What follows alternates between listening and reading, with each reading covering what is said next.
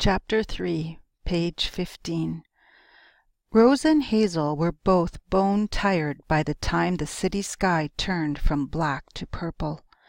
The rest of the night had passed without incident, apart from ducking out of sight when a police car drove by. The hunting had been good, and they were burdened with their treasures.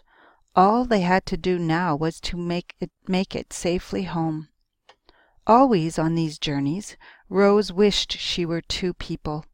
She had to walk in front of Hazel to protect her from anything that was ahead, but she also wanted to walk behind. What if someone, snatched at her daughter as they walked by? Page 16. Most of the city was asleep at this hour. The pre-dawn air was cold, as if to encourage people to stay home under the covers. A large river valley cut through the middle of the city. In the richer areas, this ravine was steep and narrow, with a concrete pathway at the bottom for dog walkers and joggers. There were streetlights in those parts of the valley to keep the joggers safe at night. In other spots, the ravine opened up to a wide area of wasteland, stretches of undeveloped shrub brush.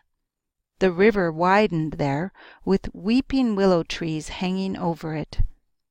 Rose and Hazel crossed a footbridge over some train tracks. They left the sidewalk and headed down a dirt path into the long grass of the wasteland. They had half a kilometer to go before they reached their shack. The streetlights didn't reach the wasteland. Rose and Hazel had to walk in the dark. Rose would have felt better if they could sing while they walked, but she knew there were others living in their ravine. It was safer not to disturb them, so they walked almost in silence. Page 17.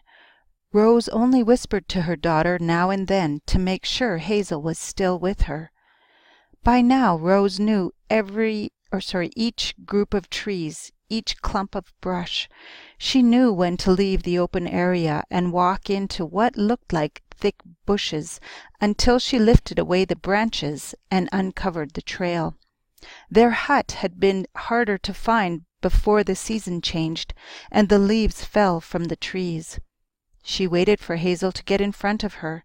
Then she put the branches back in place like closing a gate. Their shack could now be seen.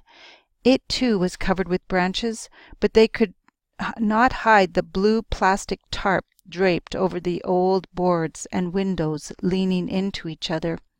It was a sturdy little shack, built from things other people had thrown away. The walls were wooden skids stolen from warehouse yards late at night. Rose and Hazel had carried big pieces of particle board from a construction site to add to the wood from the skids. Everything was covered with plastic to keep the rain out.